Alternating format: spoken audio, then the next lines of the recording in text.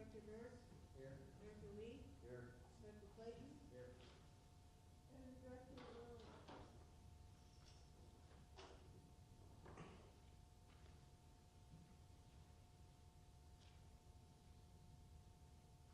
Agenda's good. No changes. No changes to the agenda.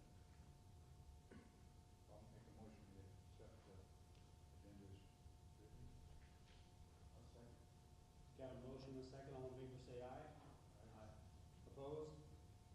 Motion passes. I just fucking should have, or I mean.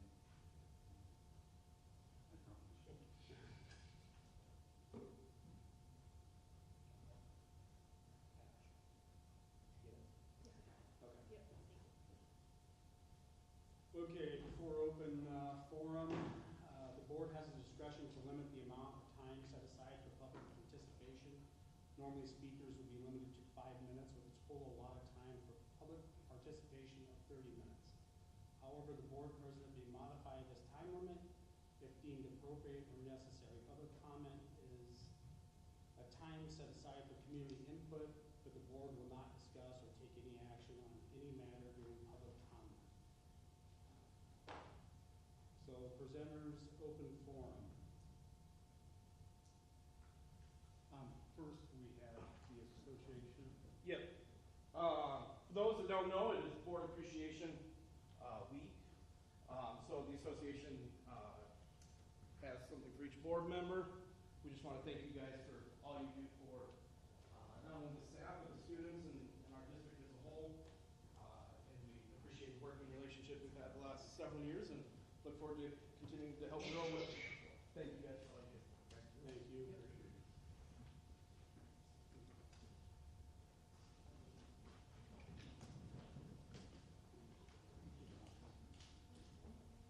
Several of us teachers are here this evening with some questions and concerns regarding the lack of transparency and equity or inequity around financial decisions that were impacted with our contracts.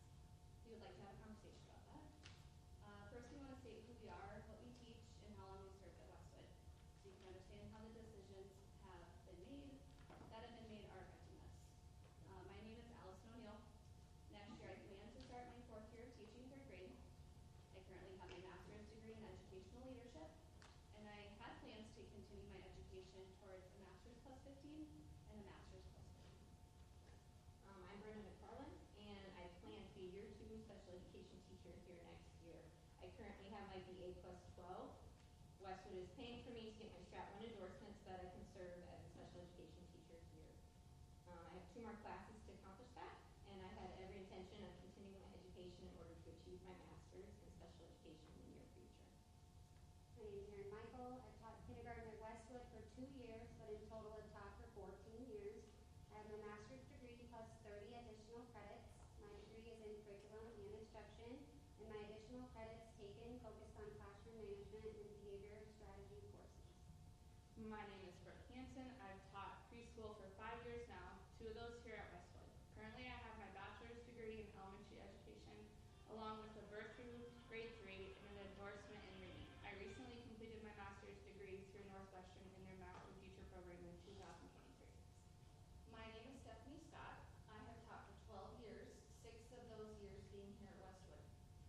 I have a bachelor's degree from Morningside University, a master's degree from Northwest Missouri State, and I'm working on my PhD in curriculum and instruction with my dissertation research in childhood trauma and adversity and how teachers respond from Kansas State University. My reason for continuing my education is because I love learning. I'm a lifelong learner, and when you learn, you do better for yourself, for your students, for our students, for my students. I graduated from this school in 2006. My children go here. My husband graduated in 2006 also. We are committed to Westwood Community School. Are you committed to teachers? Are you committed to retaining highly qualified educators? So we're here for 2 reasons. Number 1 is transparency. I think we can all agree that the changes in teacher minimum pay required by the state were extremely last minute. And I'm sure it took Jay and all of you a long time to look over things and decide how our district was going to handle it.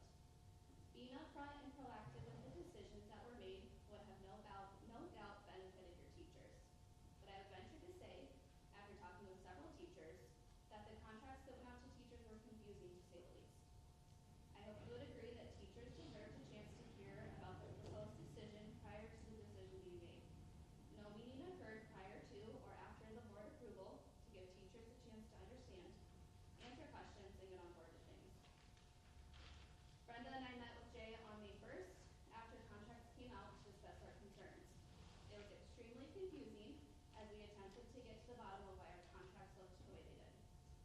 We asked for proof of numbers or TSS distribution numbers 3 times and finally received a spreadsheet showing the breakdown of teachers' contracts this afternoon after waiting for 2 weeks. Honestly, if there's no money to compensate for things that were compensated for in the past, then show us the numbers and we will understand. We are teachers, we are pretty good at reading and understanding data, and we are asking to see the numbers. However, it must be said that we are well aware that the state has given freedoms in different areas of the budget. Which brings me to the question, what are the TLC funds being used for, since we no longer have an instructional coach on the elementary or high school side? We ask that you please be upfront with your opinions and reasons for not using that wiggle room to compensate for experience and or continuing education. Which brings us to reason number 2, budget agreements and contracts. Every teacher we have talked to regarding pay has stated that they do not understand what is going on, including teachers that are part of the association. The only thing the association discussed was adding the $16.50 raise after the new TSS funds. Since it wasn't a negotiation year, they did not negotiate for a pay scale, fair pay for education and experience. Only for the $16.50 to come after the teachers met the new requirements of $47.5 or $60,000. Thank you for agreeing to that, but the decisions that were made regarding teacher contracts this year are confusing and misleading. Correct me if I'm wrong, but pay lanes were negotiated last year for this year. Those pay lanes allowed for pay increases that correspond with teachers' continuing education. Due to the fact that these pay increases are entered prior to TSS money, those pay increases do no financial good for teachers, especially when comparing salaries of a first-year teacher, 1 to 12 years, and teachers with 12+ years experience. Many teachers, including all of those sitting here tonight, assumed that the pay lanes would be honored, which would mean that required minimums would be met with TSS money, and then the teacher educational or pay lane increases would go on top of that. For example, I will be a 4th-year teacher next year with my master's degree. So if you look on the next page at the top, it has the pay scale for next year. So I am in the MA, since I have my master's. So my base pay will be $41,891. Then I will have the additional $5,937 added for TSS money. So when you add those 2 numbers together, I am at $47,828. So the only difference in my pay versus a brand new teacher with no experience and no continued education will essentially only be the $16.50 raise that all returning teachers are getting. This is very frustrating to me when I put in so much extra time for my coursework, on top of teaching full-time, and $10,000 out of pocket to better myself and increase my pay. And I've not seen any difference now because my master's pay is added to my base pay. So Chuck, when you owned the grocery store and you hired someone new, did you pay them the same as, say, a manager who had worked for you for 10 years? Andy, if someone right out of college got hired at Farm Credit with no experience in your field to do the same job you're doing, would you be okay with them having the same salary as you? I'm assuming not. So then, why are teachers just supposed to be okay with this? And there are many other teachers where this discrepancy is shown to them as well. As I already stated, I'm a 2nd-year teacher. Prior to receiving contracts this year, it was my understanding that base pay plus TSS money would get me to the required $47,500. And then I would receive the negotiated pay raise, $16.50, and agreed upon pay lane increase, which would be $18.10 for me. This, however, was not the case. As Allison stated, the BA plus 9 was entered prior to TSS money and included in reaching my minimum pay that is now required by law. This totally wipes out any financial incentives to continue my education and simply saddles me with additional educational debt if I were to continue. I always strive to grow and better myself as an educator, as this is extremely important to me. Ask anyone and you would know that myself, and probably every other teacher here today, puts in countless hours above and beyond what is contracted, because I want to be the best teacher I can be for my students. Part of being the best I can be involves a never stop learning attitude or growth mindset. The best way to achieve this is through continuing education. Westwood has always valued teachers who work hard. In previous years, this was demonstrated by pay lanes and rewarding teachers financially for furthering their education. The contracts this year make it appear as though furthering education is no longer important to this administration and board, as those pay rates and incentives have been removed. I ask you to consider whether this was your intention or not. When I left my previous district, I took a several $1,000 pay cut to come here because I believed I can make a difference in this community instead of elsewhere. When I was hired, I was told I could not negotiate my pay because the district was attempting to equalize pay amongst staff members and that my years of experience and degree were the only things they could pay me for, and that no additional dollars could be added to my salary without those two things. I am joining the other teachers here today because I believe this equality in pay that was once being strived for is no longer the case after the passing of the new TSS funding law. If our district doesn't value education or years of experience, what will that mean for the future of our students? We ask our students to make improvements every day, but do you not want your teaching staff to do the same? Have you seen the numbers for people applying to teaching jobs significantly decrease? Maybe you haven't been part of the school board long enough to know how high they were in the past. Small schools used to get at least 10 applicants when they were looking for a job. 200 people applied when I was first hired for my teaching job. Today, we might be lucky to get 1 or 2 applicants, if any.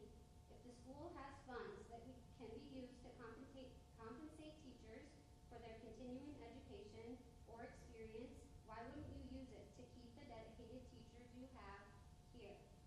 What kind of position would the school be in if they needed to replace multiple teachers because they're unhappy they aren't being compensated fairly for their education and years of experience?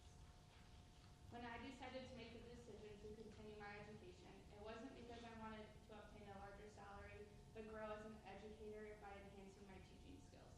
Little did I know that all the time and effort I put towards getting a master's would soon be belittled and overlooked. But now I'm $1,000 in debt. As a board, do you want your teachers to take pride in their positions by furthering their educations and bettering their skills as teachers? This should be reflected and honored by the way you are doing this. I do know that as a preschool teacher, my position is more unique than others. Not only am I a general ed teacher, I am a special ed teacher along with an individual that performs tier 1 through 3 interventions. While taking on many different roles comes a lot of responsibilities, which I understand. Which is why obtaining my master's was a goal for myself, so I could broaden my knowledge and excel as an educator to the best of my ability. Long story short, the pay rates for the teachers' levels of education are listed in the master contract, but they do not benefit the teachers who have taken any master's level courses or higher because of the way the district is choosing to pay out extra education before adding the TSS dollars to get to the new state minimum wages.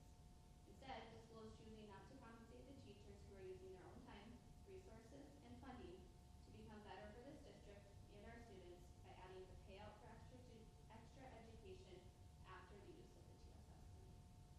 We all agree that it is great that the state raised teacher minimum pay to $47.5 this year. We also agree that Westwood and every other school in Iowa was placed in a difficult spot to deal with these changes last minute.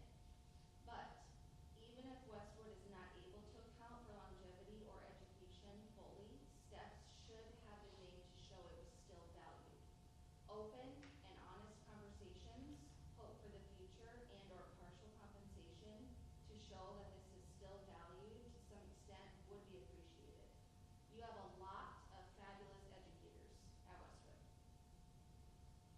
We love the students. We go above and beyond to make Westwood great. We ask that you please be upfront and honest with all changes and decisions that were made.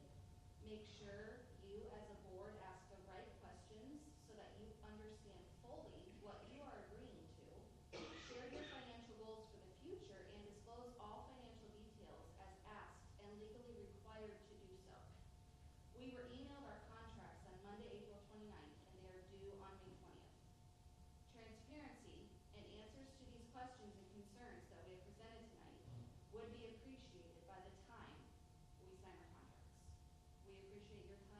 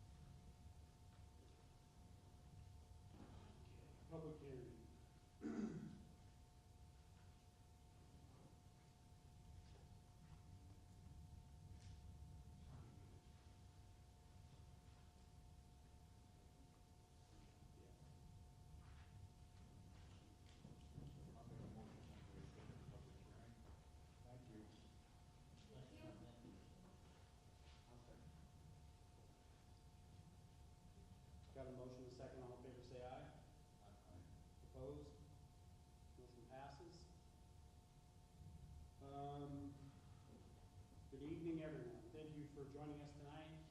Many of you are aware. Am I okay? I'll start that over at a time. because we gotta do the- So Okay. discussion. Yep, discussion on amending the year-end 2024 school budget. Okay.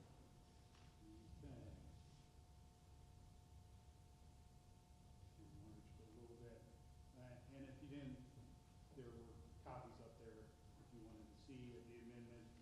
What we're doing tonight is amending our '24 budget, our current year budget, increasing, the limit of spending in instruction, total support services, and non-instructional programs. We've added that in there. All three reasons are for the increase in salary, benefits, and supplies in those areas, which changes our total budget from the certified $11,081,905 to the $12,581,905.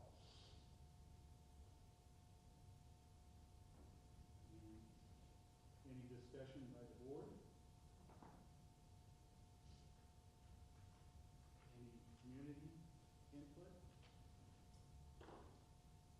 We did this because why? Increasing the limit of being able to spend out of those areas. And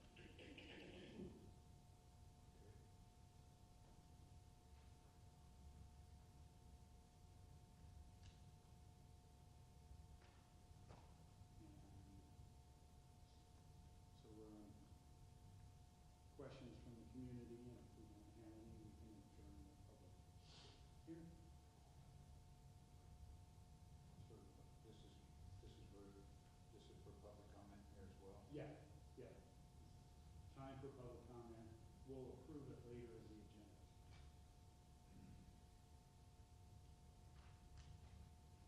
It's just giving us the authority to spend Because it in wasn't, those areas. because it wasn't on there before? On the Because it original wasn't budget? high enough. Yeah. Increases in From last- salaries and from last year, benefits. From last year? Yeah, yeah, we approved it last year, this is just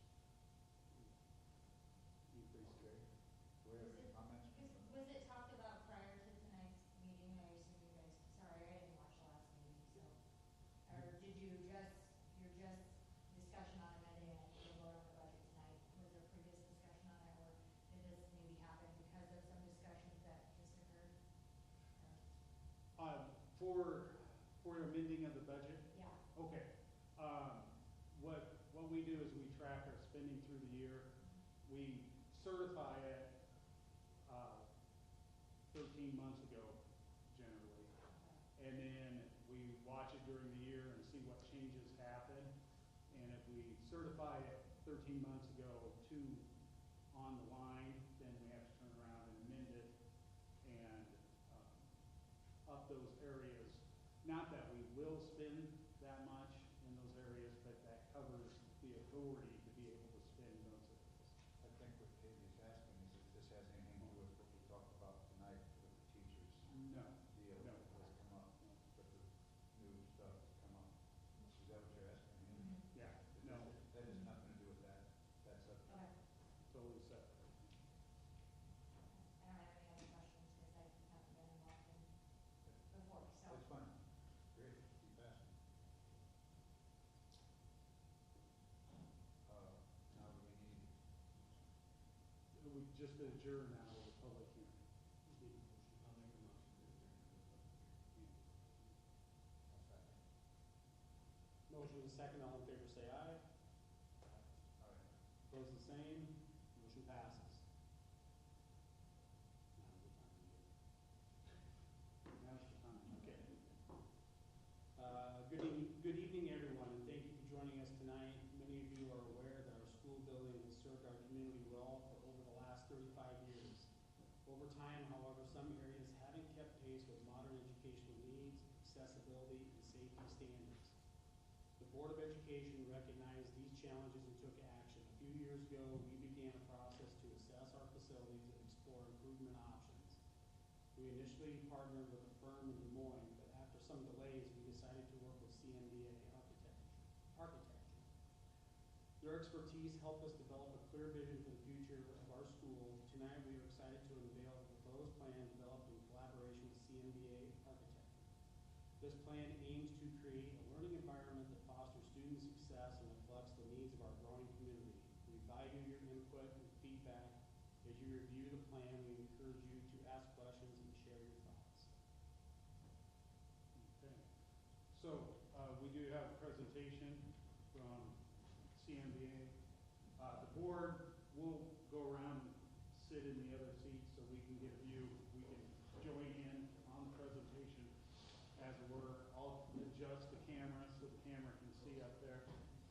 And we'll turn it over to Eric, Lee, and Tanner to go over our plan.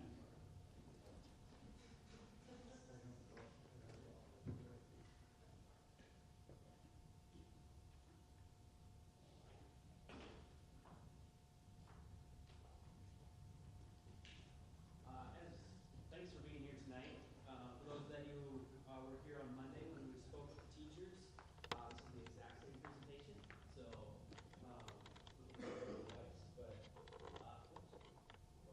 right, my name is Lee Gilpin. I am with CMDA Architects. I'm the principal in charge. With me tonight is Eric Coleman and Tanner. And we have been working with you guys for a bit now, for some time. But just who is CMDA? We are right out of Sioux City. We have multiple offices around the state. We're in Des Moines, we're in Omaha, we're in Grand Island, we're in Spencer, and then, like I said, as well as Sioux City. We are all out of the Sioux City office. With us is also Chrissy Flone in the back there, our marketing director. So we have a lot of relationships with districts around us, and we really pride ourselves on this. These are not just relationships; these are long-term relationships that we've been working with these clients for a very long time. You probably recognize a lot of those names up there, and we take this very seriously. The clients that we work with, and we are proud to be a part of Westwood's future here. So how do we look at education? Because you guys have asked us to come in, and we too, just like some of your teachers mentioned here, we do a lot of continuing education, and the three of us really focus on that K-12 education. We go to a lot of seminars and things like that. So how do we view just education as general as our K-12 team?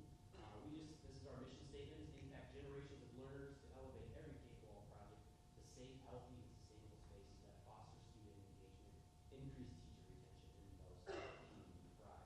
That's what we try to do with every project that we are a part of. And one way that we do that, and Tanner will go over this here a little bit, but first we sit down and we talk a lot with, the main question is, how do you want your building to feel? Or what do you want people to say about your building? And we often get a lot of those kind of answers right there, and we did. Tanner will go over that, but because those are positive experiences that we want teachers and students in the community to feel. Well, we know that to evoke those kind of emotions, we need to get our brains to release certain chemicals. And this is just kind of the fun architectural nerdiness coming out, right? It's a better way to go. But we try to pull those. We know how those are triggered, right? And so it's through senses, and it's how do people respond to the building when they're in it? And science has told us that if we can get students and teachers to start feeling these types of self-worth, do they feel secure? Do they have a place to belong? Do they have purpose in the building, right? That they're going to have a more positive learning environment and a learning experience and a work environment to be a part of. And so when we really start to look at the spaces themselves, we feel we can have a direct impact on that and help schools really encourage those positive experiences that can happen. So, can we build the buildings to a child scale in elementary school? Can we think about the noise and acoustics and all those types of things that really impact distractions or anything like that in a student's life or a teacher's life? So we really do take looking into education seriously. And it really begins to influence students and how they learn in their environments. And these are just some examples up here of how education is changing and what a school is beginning to look like. These are all kind of in the local area, and starting all the way from lower grades all the way up to the high school, but then also for teachers and what do those teacher spaces look like. This is just a teacher's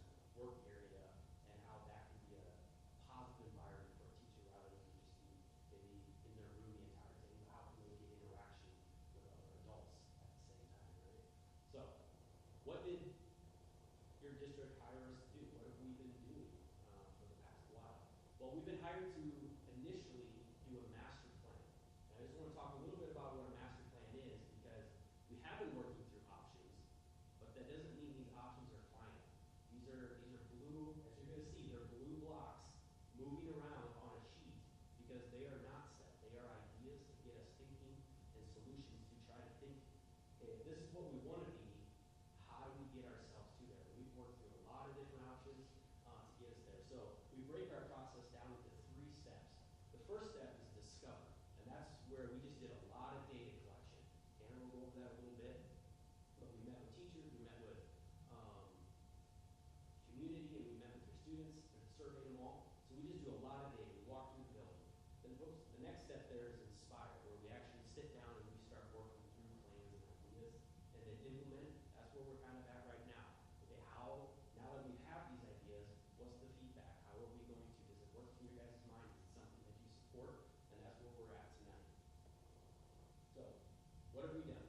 We've met multiple times with your leadership over the past few months. We've done those surveys that I spoke of. Both of you guys had access to those and were able to be a part of that. We've done facility tours. We've had discussions. We've worked through options and additions and renovations.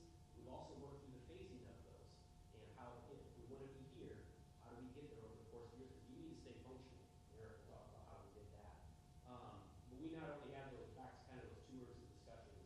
As architects, we came down, we brought structural engineers down here, we brought mechanical engineers, electrical engineers, and plumbing engineers, and we assessed the entire building just to see how you guys were doing it, try to find all those areas that need improvement.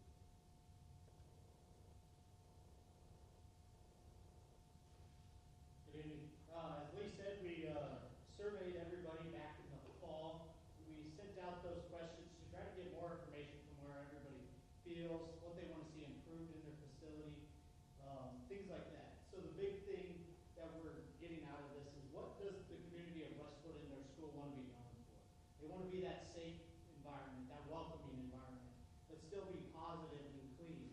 The one good thing is your facility has really done that and making it a maintainable building and not have to have the issues of coming in and cleaning up some of those things. Some of the priorities that came out of this from not just the community, but the faculty, the students, is still providing an updated secure entry, getting a better flow in the parking lot. Locker rooms, restrooms, and concessions are all either outdated, too small, have ADA issues, trying to get those into the modern times. And then that career tech facility, getting your students ready to go out into the workforce and make sure they're better to be equipped to do things like that. As Lee mentioned, we did those facility tours and got more information about some of the facility conditions. Some of the things we figured out is that the building was not fully fire sprinkled. If you're wondering what that is, if you look above it, there's all the nozzles coming out of the ceiling. That's your fire sprinkler. So in areas of the building, it affects how you can, certain distances you can travel throughout the building, and trying to help get the facility to feel more open is what that's going to help with. The ADA compliance issues, mostly in your restrooms, your locker rooms, trying to help to make the facility more welcoming to people that have the disabilities. And then the acoustical control, tying that back to how you can make rooms feel better for people to make them get those chemicals out that Lee mentioned. And then just the organization of getting your way through the facility at times is very much a maze. So trying to clean up some of those things. And then the concession stand right out here is too small. Doesn't serve the purposes of what we're looking for. Your classrooms for your FCS, your family consumer sciences, getting those so they're better equipped and used to help with that hands-on learning. The wrestling room not working as well for in-season wrestling, but also community use. Same with your fitness center. How can those things be better to be more accessible to the community, but also still have the access to the people that aren't necessarily teachers and have access to those? Not an art room on the high school side. So your high school students are traveling from the far corner over there all the way to your elementary to get art. And then the roof replacement. One of the maintenance items that when your building's 20 years old, it's time to do things like that.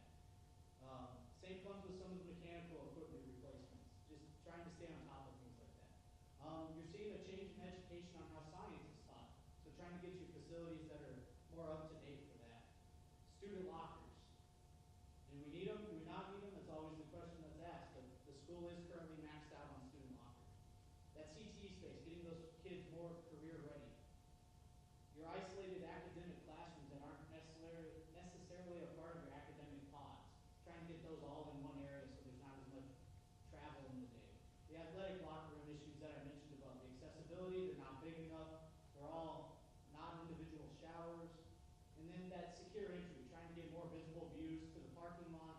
clean up with some of that, knowing who's coming and who's going into your facility without having them have access to the whole facility right when they walk in. And then updating some of the finishes in the commons. That also goes back to getting the acoustical issues controlled so that those places aren't just a loud zoo-like atmosphere when students are in there, faculty, staff, the community when they come for events, things like that. And then looking on the outside of the facility, out on the site, what's going on out there? There's the issues of the bus drop-off and parent pickup loops, trying to clean up some of that. Your admissions for your baseball, softball, and then concessions out there. Also for the same at your football and track facilities. The lighting out there, trying to update that so we're having good lighting at our football games. And then the visitor bleachers, inviting not just our community members, but other community members. And then finally, trying to get more parking so those community events can be attended and grow the community pride that we always look for. I'm gonna pass it off to Eric, and he's gonna go through some of our proposed solutions. So when you look at that, that seems like an exhaustive, extensive list. And Tanner mentioned the district has done a really good job of maintaining the building that we're in today. And that's not usually the case for most schools that we are brought in to do master plans or projects for. A lot of times it's, we haven't done anything in 25 years and now we need to do something to fix that to make it keep working. And that actually do something that really benefits the students or provides more opportunities for them. So when we look through that list, we started to notice that, hey, there's a lot of these things that really don't take a whole lot of effort to actually come up with a solution. And when we sit down and start working through options and trying to figure out what makes the most sense, we do it really from two ways. We try to figure out, okay, if the school wants to address every single one of these, how do we do that? And it takes a lot of iterations to figure out how that all lays together. But then the other thing we do is, what is the most impactful for the school that can take care of many of these potential things in one shot?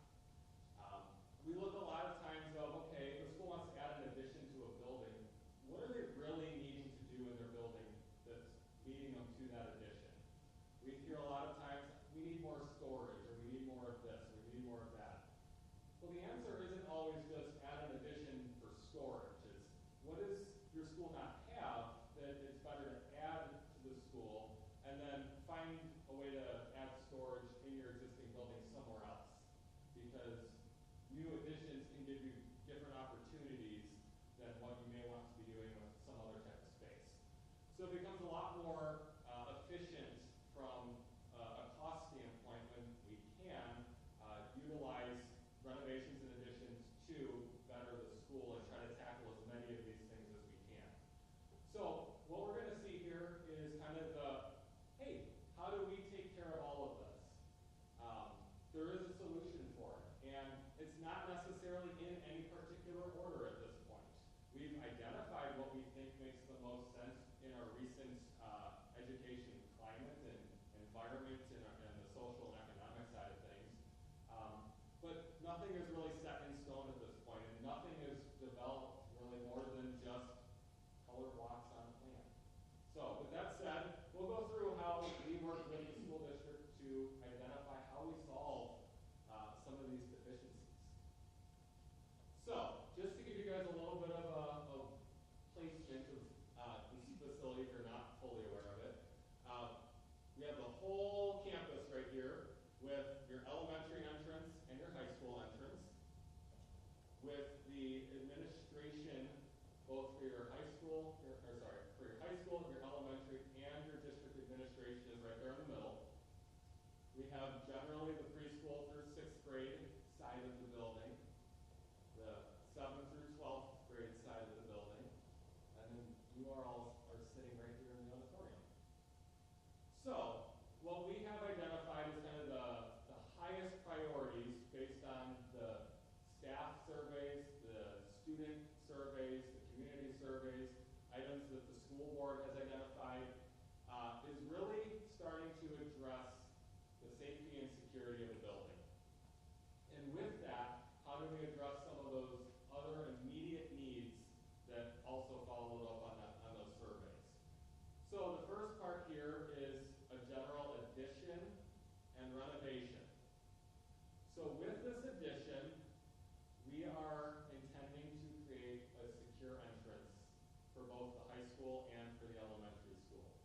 Now, a secure entrance is a somewhat abstract topic, and so we wanted to kind of walk through what a secure entrance looks like.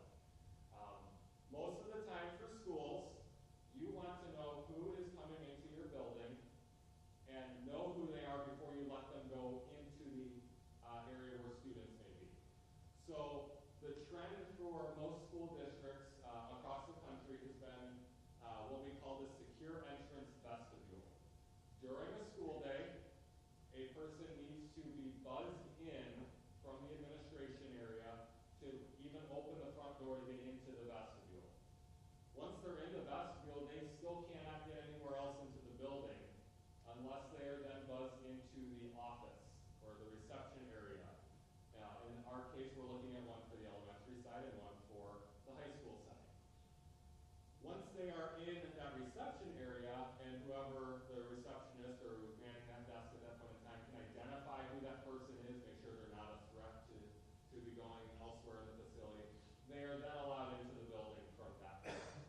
So it's really a 3 to 4 point entrance system for a person to get into your building during the school day. For after-hour events, basketball game, whatnot, usually those vestibule doors are programmed to just be unlocked so people can come in when you have a lot of people coming in and out of the building at that time. But during the school day, it's the best way that the industry and schools have found to create the safest environment that's really possible from an entrance standpoint. Quick question, are you, that secure vestibule, would there be one for the high school site and at Yes. the elementary? Yep. Okay. Yep.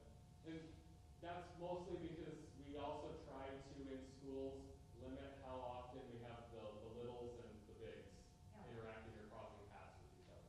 It's inevitable, it's going to happen, but if we can separate those, it's everyone's best intention to do that. So, filling out the rest of this blue area. So just you can see those two, like, Yep. those two numbers So right the there. three things you just showed us, that's the dark blue? One side, half the dark blue, right? Right. So one of those entrances would be right High here, school. and then one of those entrances, so high school entrance, elementary entrance. This commons, Vestibule, that's the blue then. no, this is just, not the, we didn't get to that level of Area. detail, we're not to that level of detail. Yeah, Okay. yeah. Good question. That's a good question. So, to fill out the rest of what is in that dark blue and light blue space, are the other items that we saw are needs to be addressed. So we talked, yes, we have this addition, yes, we're taking care of the secure entrances, but we're also revising that elementary office area as well as the high school office area to work with those vestibules. Relocating and clearing up the wayfinding for the district office. We have the nurses suite for, mostly it's an elementary level need. Obviously high school students need it as well, but that would be in this area. We have the chance to improve, add fixtures, toilet fixtures, toilets, bathrooms and whatnot, outside in the commons area here to help with athletic events or events in the auditorium here, and also address the bathrooms in the commons area that are not currently ADA compliant. An opportunity to refresh the high school commons here and enlarge it. Address the concession stand size. Adding in a school spirit shop. Do some updates to the elementary kitchen area and help clean up some traffic flow and congestion with that. Do some similar work with the high school kitchen. Update some elementary commons finishes and handle some acoustical issues that are in that space. So let's just pause there. Is there any, so obviously we're not showing you like the exact floor plan, but in general, that addition and that renovation would handle All of that. all of that. And we're still working with your administration to figure out the details of all of that. But that's kind of a phase one approach to that space, and trying to capture as many of those elements. Because if you've been through that staff area, they have packed in there like sardines. You have to go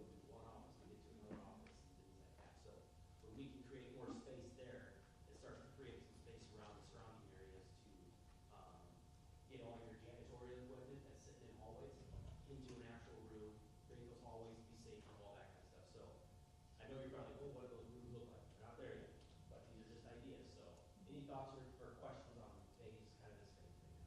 All right, let me finish with a couple other. Oh, there's a few more, Yep. sorry. So, the last part on this one is, updating and consolidating, typical mechanical, electrical equipment. Right now you guys have a classroom that is losing a quarter of its, space for one remaining data rack that was held over from the classroom being built in the, early 2000s. That's no longer needed, so we have an opportunity to, by eliminating that little piece of equipment, getting the school a full classroom back. The last part of the phase one within the building is to address that fire sprinkler system that Tanner mentioned. And then to take care of that general maintenance that is time for those 2001 projects. The roof has come time to be replaced. So I think with that, we can open up questions on that phase one part.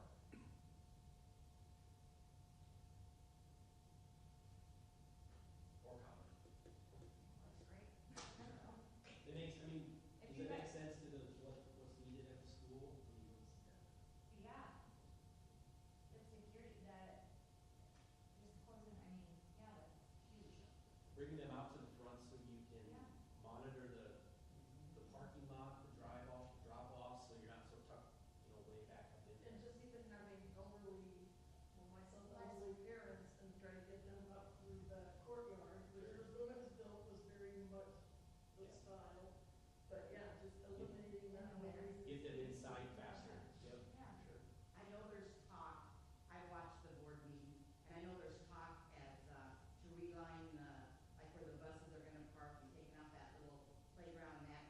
You're gonna still have access after you do that, We'll get see the there. whole parking lot? Yeah, we'll get to that comment, Okay, that's coming, yep. all right. You're heading, it's good though. Sorry. No, you're good. That's okay. You're perfect. You're leading us right down the road, so.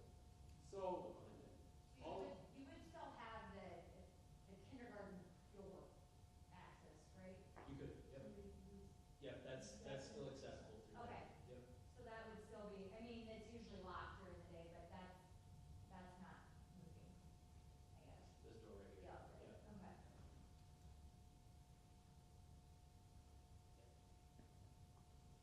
Okay, well, we'll kind of go into some of the next ones, and we can come back and talk about these. so what we've seen so far is really what the district has identified as, these are the immediate priorities, these are the things that address the major, items. And I know we'll talk the site-specific stuff, when we get to the site portion. But after this, there's really not a set, this is the next priority, and then we'll do this one, and then we'll do this one. It's, here are how we respond to the rest of the needs for the facility. And because the facility has been so well maintained, a lot of these are more, I'd say, lots for the district that address education, give opportunities for students. So, my comment earlier about we start looking at what is the best way for the district to, tackle those needs in the most effective manner. We saw the comment that the wrestling room wasn't large enough, the fitness center wasn't large enough for the students, and the community use. Locker rooms had issues, all of that kind of stuff. So we went back and forth with a lot of different options on what made the most sense with the biggest issue of the school needs to maintain operations during the school year. And that's a little wrinkle that's unique to schools, where you have to maintain students being in here from August through, May. And that usually leaves a 3-month window for construction, but the reality is construction doesn't happen in 3 months. And with the particular spaces in this area, those definitely are not 3-month construction processes. So we had to take a little bit of okay, how do we address the needs, but also then make it so it can be phased and work with the school schedule. So what we determined was, well, let's take care of the wrestling room and the fitness center with an addition, kind of in the little courtyard nook on the east side of the building, which then lets us start looking at the existing spaces and start playing a domino game, where we take the old wrestling room and fitness center and make those the new locker rooms. That also addresses an access issue that came from the teachers. Not sure if you're aware, but the rest are the locker rooms that are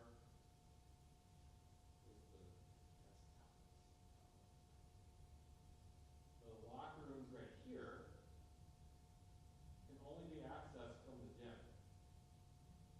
We heard a lot from the teachers that it's really annoying when they're teaching elementary kids in gym and they have junior high students coming in and going to the locker rooms and being rambunctious.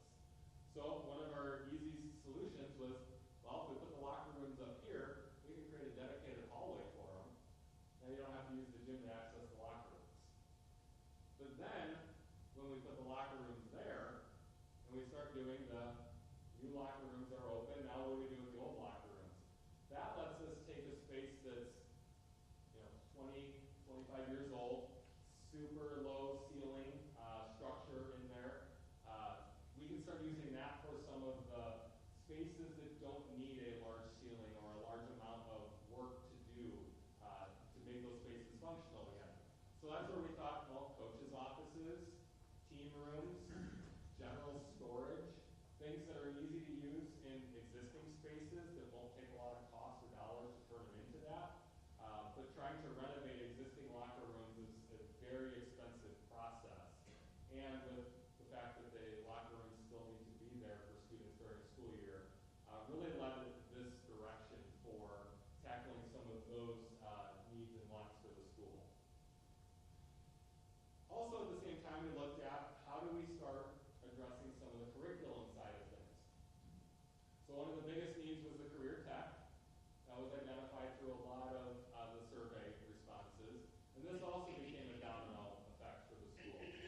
Adding in a new career tech edition that meets the needs of the district allowed us to then start playing a renovation game within the building, using the existing career tech to create a new sciences suite, then using the existing sciences classrooms and repurposing them for whatever the district may need, whether it's more general education classrooms, whether it's maybe STEM types of classrooms, robotics, nursing. It gives the district opportunities to utilize the additional classrooms for other needs. We can address some ADA compliant bathroom issues in here, renovate the FCS suite, just take care of a lot of the educational side of things that start when you add that square footage in an effective area. So the last part of this was looking at the site. So we have the three main phases, if you will, or projects. There we have the administration edition here in the middle, the athletics, the career tech, and then all of the work that's been touched in those projects. We've talked about addressing the main parking and the bus drop-off, how we can make that a lot more pedestrian-friendly, kid-friendly, but then also from a wayfinding standpoint for people coming to the school for events, how can it be better for them? Talk about the baseball and softball field concessions and ticketing. Same thing for the football and track area. The updating the lights for the track and field, that is something that's already in process because the light poles out there right now got twisted really badly last year during a storm, and it was time for those to get replaced. And then additional parking wherever we can add it into the project.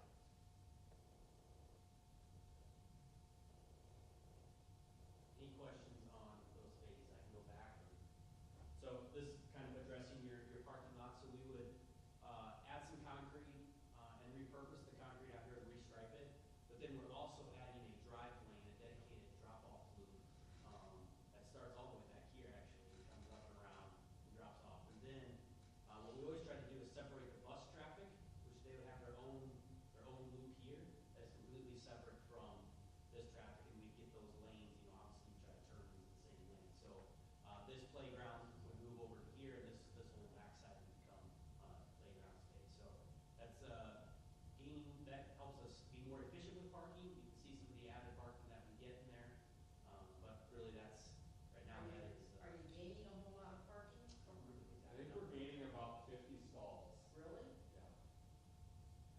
chunk right here, and then there's a pretty decent That chunk. you're not gonna use, for that number 4 is you're not gonna use that during the day. We would actually anticipate that being staff Probably parking. staff parking. So you don't have, so when staff gets there, you don't Isn't have, that where the buses are gonna pick up and drop off? Just Yep. a little- In number just in the loop, they'll just Okay. loop around, so if Okay, they're sorry. sitting here, Okay. hopefully they're here or gone, then we don't have a lot of crossover. Oh, okay. But again, those things are still being worked through a little bit, these are just general ideas, and, I mean, we're here to talk, so if you, you've got an idea, we're all ears, so. So that's kind of just in general how the site stuff's working, but if you wanna go back to any of the other ones that had comments.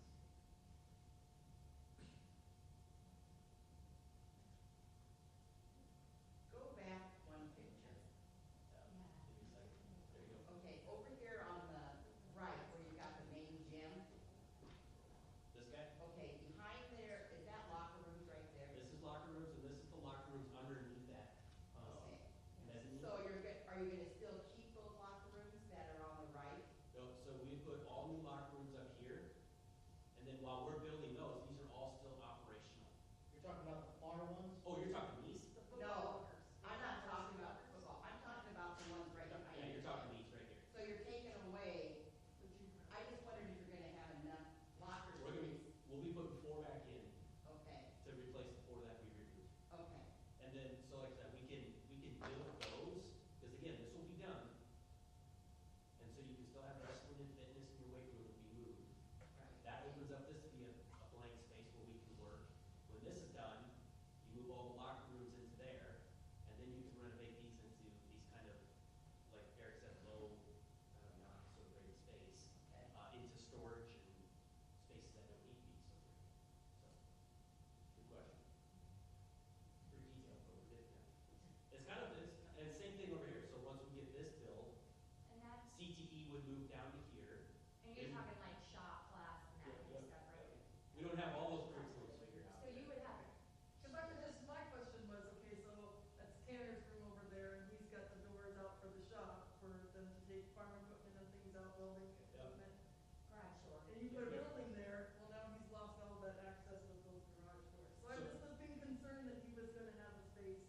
Oh, during this construction? Yes, but And- it and wasn't so- going to be too impactful of his, you know, I mean, So my he's- kid's a tech kid, or not a tech kid, but he's a trades kid, and so A that's way, important to a me. way to but- solve that, we'd just flip these spaces. We'd build this, so he's not losing that, that's where this is, these aren't necessarily in the order they have to be in. So, they're just, we had to put them up there in order to talk tonight. But yeah, we could build all this first, then that leaves this accessible, then you move them out of there, and then these are blank spaces, and then you can come in and build this. So there's solutions around that, for sure.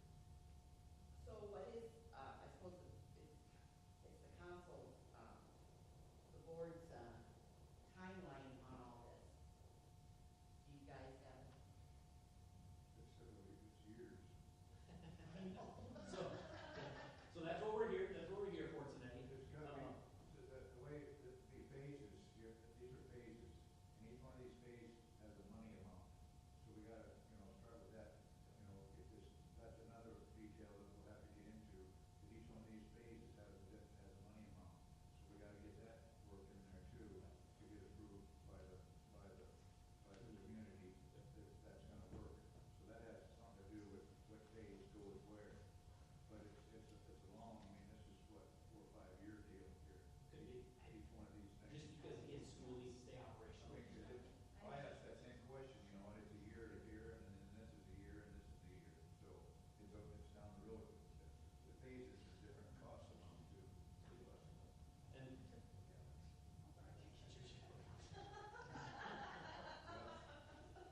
I ain't got to that part.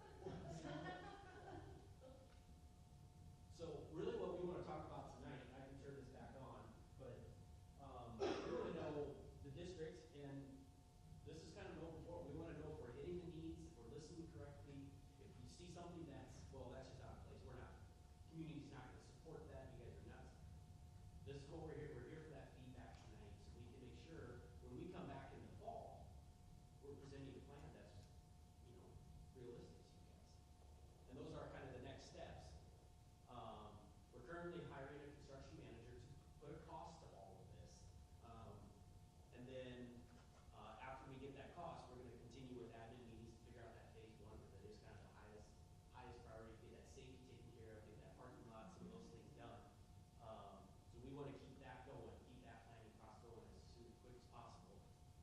then when we come back, maybe sometimes this summer, it's just really hard to get people together in the summer, even at the end of the school year.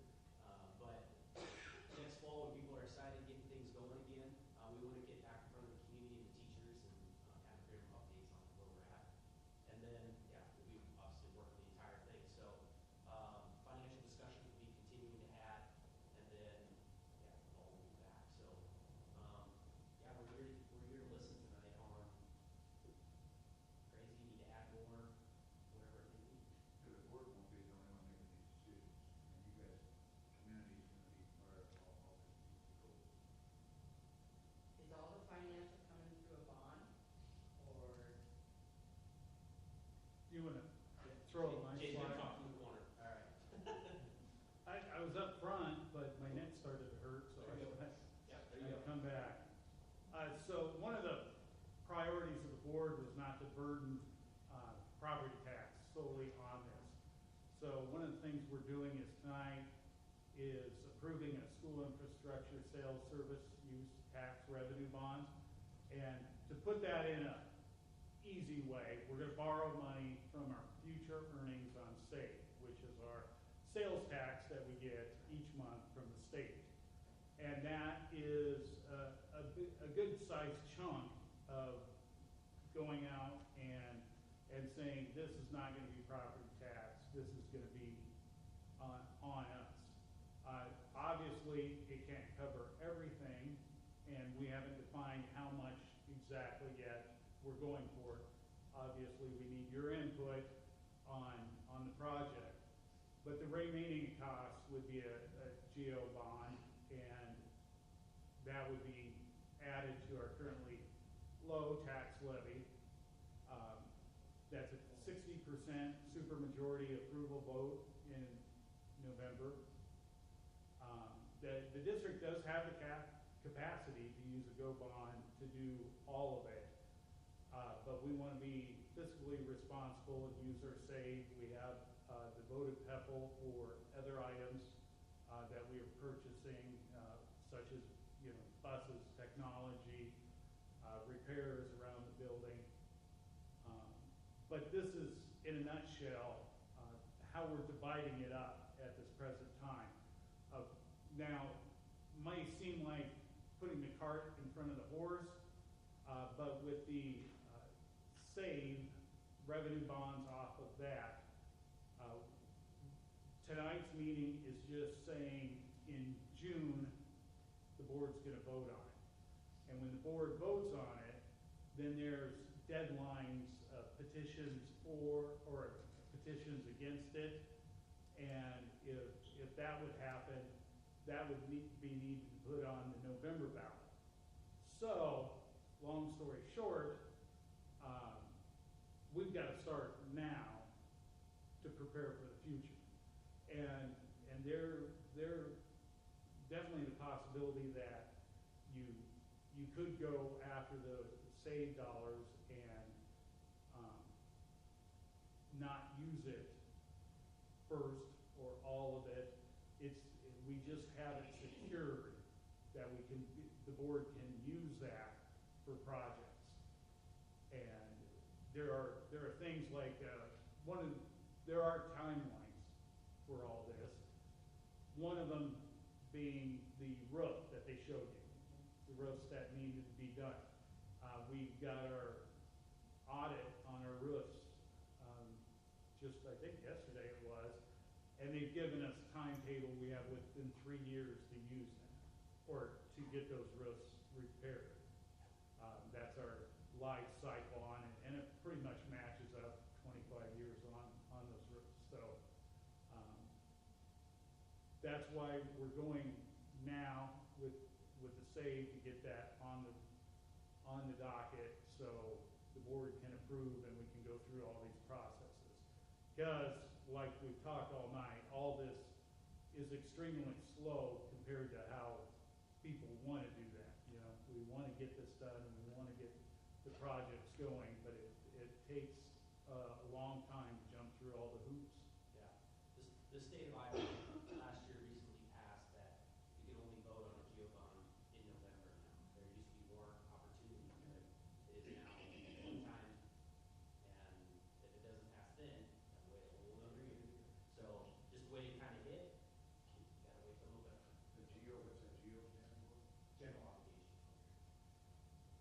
then, if you got a chance, just while we're doing it, will you bring up the slide on the tax levies? Yeah, that'd be good. We can go through each one, but, I mean, we'll just be really quick on this. This is all the different categories of funds we have within a school. And that last one, Pearl spaced out, how many schools have used it anyhow. Yeah, it's it. But you've got the general fund, the management fund, the student activity fund, which is your admissions, fundraising, food and nutrition, that's obvious there. The next slide goes into our, And it's important to show this because a lot of times people say, well, use that money to, you're just taking money away from paying our teachers or whatever. Well, those funds are set in a different category, right? And so schools have three options, well, technically four, but if you have a lot of cash, you can do a project. But really they have three options to do capital projects, and that's a save, which is what they're talking about tonight, or your penny tax, or however you want to refer to it. And then there's the voted PEPAL, or PEPAL, and then you have the debt service, which is a GEO fund. So these are kind of your three things that aren't tied to staff salaries, to food funding, bus, none of that stuff. So it's just a good reminder that that's how that works. And then those first two, those are just because you live in Iowa, right? Save and PEPAL, those are coming off of taxes just because you're in Iowa. This other one is community-based, right? This save, or this debt service, that's your GEO bond. That's one you guys would vote on if that came around. So what Jay wants me to get to, we'll talk about this too. This is how responsible the school has been. You see all the zeros over there? You guys have no debt, you have no bonds out, you have nothing, no money on the books from that standpoint. And then really what that tells you is you have the ability to borrow up to $36 billion immediately. Now, I'm not saying we're doing that. I'm just saying the state of Iowa says you can do this, and it caps you, and that's all based off your valuations of property, and that's all set into a lot of different things. We don't need to get into that detail, but this is just a good reminder of that. This is where Jay wanted me to get to, but this is just highlighting some of your surrounding conference members and then some surrounding school areas as well of your current levy rate at Westwood, Sergeant Bluff, Kingsley Pierce. So you can kind of see where you land in there, and then you see that orange dashed line. That's the state average. Now, this isn't to prove a point or anything. It's just for your knowledge, I wish our public, for your our information. community could see, so. Can they? Oh, Did you absolutely. send a letter out stating this? Because. Sure. Yeah. Yeah. When we try to go to this, get this bond, or whatever we gotta do from the, just get this, they can see that our tax levy is much lower. So if we do raise it, we're still way with under, if we gotta raise it a couple bucks to get what we need to for the school, we're still below our state average of our tax levy. So that's, I'd like the community to say, so, geez, we're spending all this money, but we're really good of our taxes to our school and our community with what that's going right there. So, I mean, I was impressed with that myself. We're way down there. Anyway, yeah.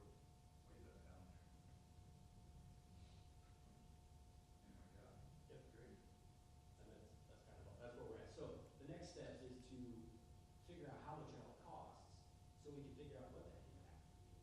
And that's what we'd come back to in the fall. But again, tonight is like, what would you guys be okay with us, basically continuing to design so we can get it us?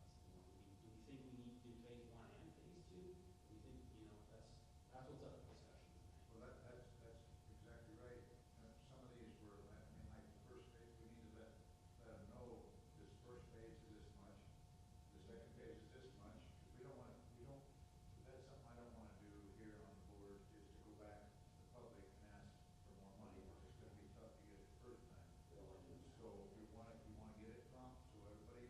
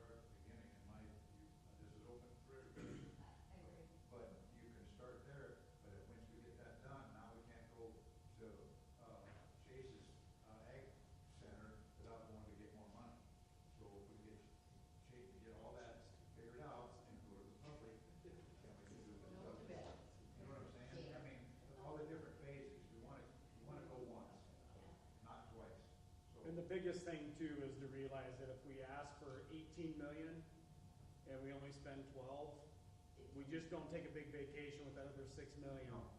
That just money that doesn't, we could go to phase 2 or, so if it's just phase 1 that we approve and we think it's gonna be 18 million and we actually come in at 12, we don't have to spend all the money. But if we're gonna do it, if we do phase 1 and 2, whatever phase 1 and 2 are, then it's just gonna help us get the next phase done. Absolutely.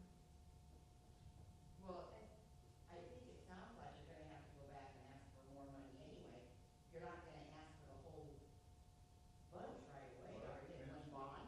Depends what everybody talks about and agrees with. I mean, whatever you think, that's what it's about. In the grand scheme of things, I guess you can look at it two ways. Your tax burden's gonna be the same regardless. It's Yeah. gonna be a certain number.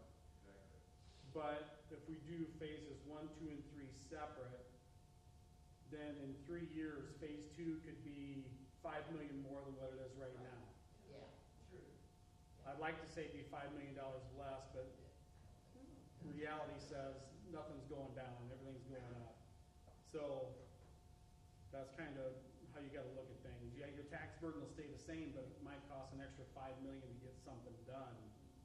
So, But see, if we could see what this whole, to get this bigger chunk to propose and what these phases, what that would do to our levy, to compare. So- Was our levy go, if we go this much, our levy goes this much, if we go this levy, is it gonna go clear up to over budget? So the way that kind of works at the school is, Jay mentioned on his slide that it takes a 60% vote to pass a GO bond. And you can do that in two ways. I'm gonna kind of talk max numbers, you can kind of borrow within a range, but one option is, if you guys heard the 270 vote, it's a single vote, you probably heard that around the community, where the school can ask to go up to $2, raise your taxes up to $2.70 on that night. And so if you just do the simple math, that would move you up to 281. Now, there is another option to go to raise your taxes up to 405. And then you can see what 405 would do. Now, you can borrow with any range within there, but if you want to do the 405, that is, oh, you guys are crazy here. You have to, so one is one question. To go to 270, it's only one question on the ballot in November. Do you approve it? Very general, do you approve the school to do this? The next one would be to go 405, it's two questions. Do you approve it, and then are we allowed to raise it to 405? And then do you approve the project, something like that, right? Yes, the state gives all the school districts the authority to tax up to 270. Yep. The bond question then is just asking the community to support the project. Is that 270 on the ledge, you mean? And then they allow the districts to then ask for the authority to tax up to 405. But that is an additional question because the state hasn't technically said all districts can do that. Are we winning this on the November, the bond on November election?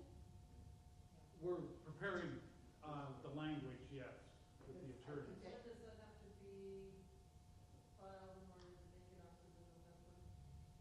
Sometime this fall. Yeah.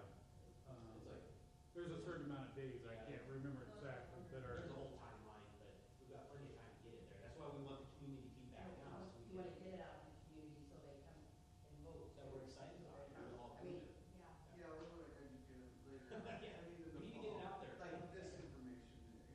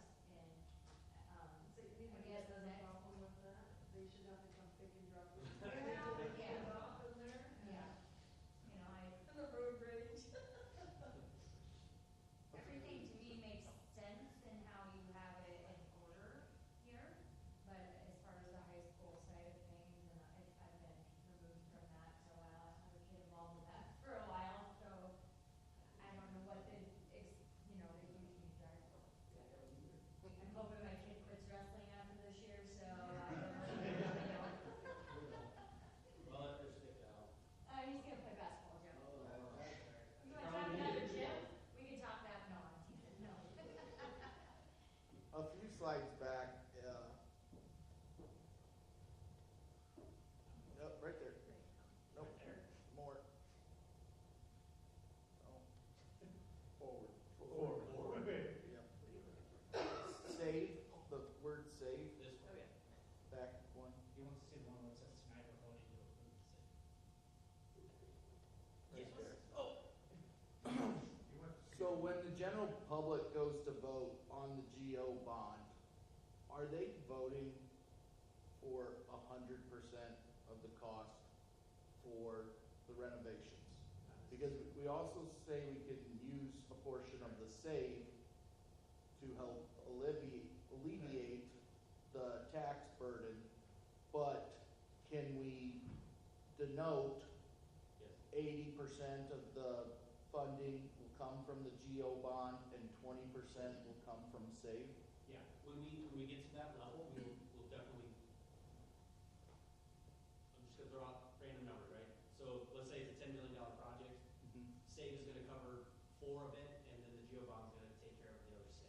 You know, and those are made up numbers right now. Right. So, yes, we would communicate that, the district would put out communication for all that, and that all affects that levy. That's why I say you can borrow within that 270 range, you don't have to at all.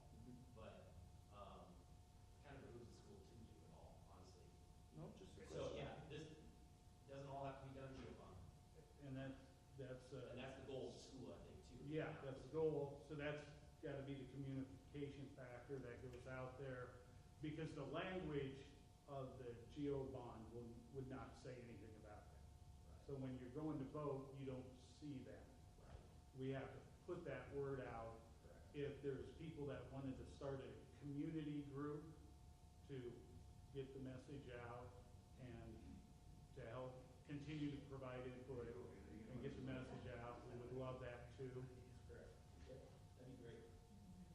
No, thank you. People just need to understand, and then we'll be fine. Well, there's so many people that don't understand that you can't use this money to just pay switchers. Because that's all, We run into that a lot. I mean,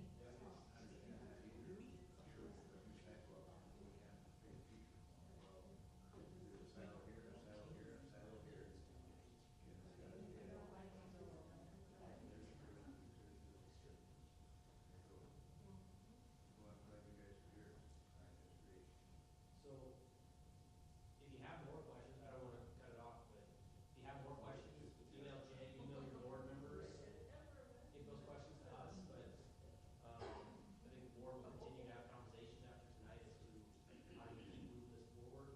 But then, yeah, we'll probably be back in the fall with more plans, more firm numbers, tax impact, all of that will start coming in the fall.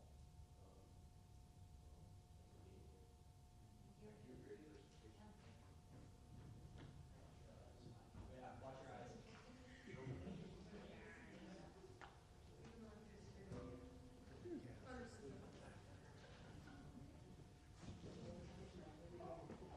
Okay, we'll take a couple minute break to use the restroom, come back in.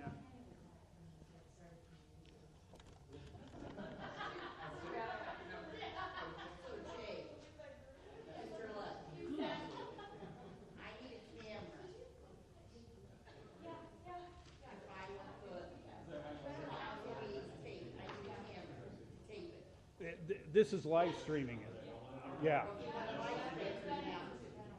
yeah, yep, so this is something else you could utilize. Okay. We didn't talk about that because it doesn't follow, when we were talking about that before. And how much is it? That looks like a pretty fancy camera to me. Yes, it is. And the thing is, you have to get the ones that are made to stream it, like this Wi-Fi. And I'd have to look at some prices on it. I don't know off the top of my head, but I can, remind me. But, okay.